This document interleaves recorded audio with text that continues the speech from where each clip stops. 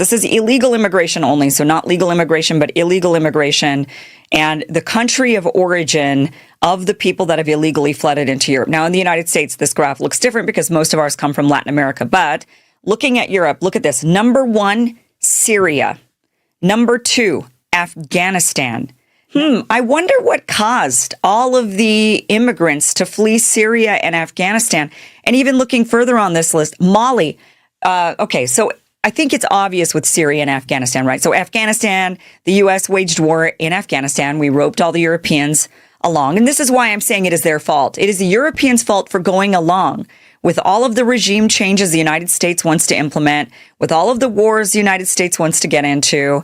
Europe is also at fault. This is not just the United States and our warmongering ways. It is the fact that NATO, Europe, goes along with every single one, even though it is completely against the wishes of their populations. They don't care what their populations want.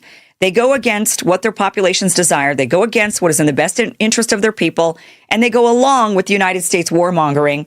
And the U.S., of course, doesn't have to bear the brunt of all of these because the Syrians, the Afghanis, all of them, they're going to flood into Europe because it's easier to get there. They're not coming all the way to the United States, even though, yes, in the United States, we've had to absorb a lot of refugees as well. Wars and conflicts and bombing and regime change, all of that creates refugees. Most people want to stay in their homes. Most people are not interested in going to some foreign land where they don't speak the language, where people are bigoted towards them, don't really want them there. You know, people aren't super keen on packing their bags and going to do that. They do it for a reason. And this is pretty obvious when you look at this chart. Syria and Afghanistan, the number 1 and number 2. Well, Syria, we've been funding and attempting a regime change against Assad for over a decade. And this is what you get. You get a ton of Syrian refugees. When you create civil war, when you back a civil war, when you attempt a regime change, rather than calling for peace, rather than working for peace, we instead armed the resistance and kept telling them to fight, just like we're doing in Ukraine. Fight, fight, fight. And what did that do? That flooded millions of immigrants into Europe in particular. Germany had to absorb 1 million Syrians, and thousands more keep coming every single year. No matter what you do, you can try to stop all of the conflicts in the world. There's going to be conflicts that rise up. There's going to be famines and droughts and a variety of different things that are going to cause people to want to flee. But you can certainly not contribute to what is the natural sort of order of things. You can do what you can to mitigate. We are a huge cause of illegal migration into Europe.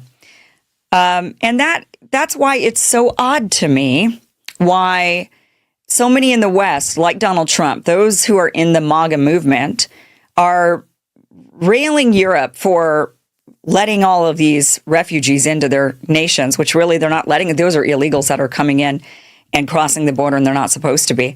And they're saying, oh, how dare you, you guys are doing the wrong thing for your people. But it's the United States that is helping and aiding and abetting this refugee crisis.